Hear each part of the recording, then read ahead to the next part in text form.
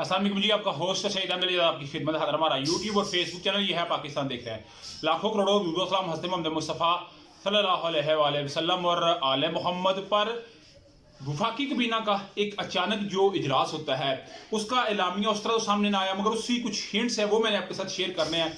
उसके अलावा supreme court के लिए आप जानते हैं कि इस्लाती बिल था जिसको इस हुकूमत ने पास किया और सदर पाकिस्तान को भेजा।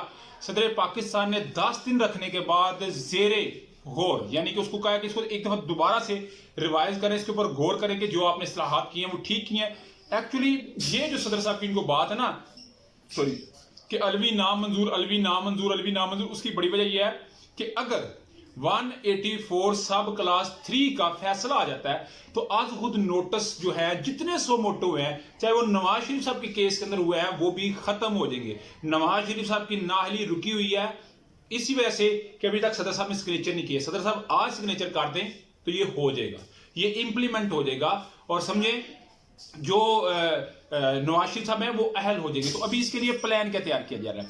इसके लिए प्लान ये तैयार किया जा रहा है कि सोमवार यानी कि कल ही पार्लियामान में ये जाएगा, दोबारा से इसको रिवाइज किया जाएगा। रिवाइज करने के बाद सदर पाकिस्तान को भेजा जाएगा और इनके कानूनी माहिरीन, इनके नुक्ता निगाह रखने वाली वो कहते हैं कि जी ये 10 दिन के अंदर इंप्लीमेंट दोबारा हो जाएगा। मगर पाकिस्तान तरीके इंसाफ के जो मैंने पढ़ा है, ये जो मैंने कानूनदानों से बात की है, आज ही मेरी 2 से बात हुई है इस मामले के ऊपर, उन्होंने मुझे यही बात कही है कि जनाबे वाला ऐसा नहीं हो सकता कि आप सुप्रीम कोर्ट में इस्लाहात करें और सुप्रीम कोर्ट की मर्जी के बगैर करें। यानी कि सुप्रीम कोर्ट के पास अपना इख्तियार है कि वो अपना राइट खुद इस्तेमाल कर सकती है। हाँ, मुशावरत में अमल जा सकता है, ये कोई बड़ी बात नहीं, मगर सुप्रीम कोर्ट भी अपने ऑन बोर्ड लेनी है। तो सुप्रीम कोर्ट खुद ये बात कह रही है कि हम अपने अंदर कुछ बेहतरी कर रहे हैं, चाहे आज इतवार का दिन हो, कल हफ्ते का दिन हो, 2 दिन चीफ जस्टिस उमर ता बंदयाल साहब ने बड़े मसरूफ तरीन गुजारे हैं और ये देखा है कि किस तरह हमने इस्लाहात करनी है। चाहे कि जस्टिस कादी फायज़ साहब का इख्तलाफी नोट भी सामने आ गया है,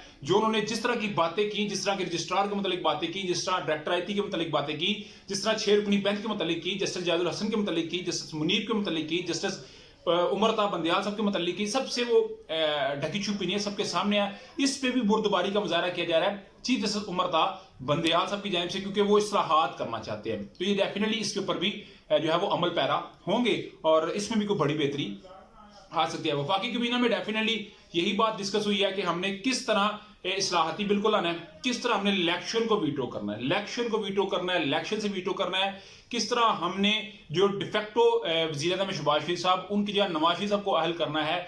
ये जो प्लानिंग है इसके ऊपर बात हुई है। इसके अलावा वही बात आज भी सारे सरकारी अफसरान, तमाम ब्यूरोक्रेसी बैठ थी, आपस में बैठ के खिचड़ी बनाई, उसी पे दही डाला, उसी पे 4 शर आके मजे मुझे लेके इफ्तारी की और काम खत्म। मगर फिर भी इनको उस चीज का कोई फायदा नहीं होगा, मैं आपको गारंटी दे रहा हूं। उधर जी इमरान अहमद खान ने सब के ऊपर वजीराबाद में आप जानते हैं कि कातलाना हमला हुआ था और उस कातलाना हमले में सिटी थाना वजीराबाद उसके एसएचओ थे आमर भद्दर साहब।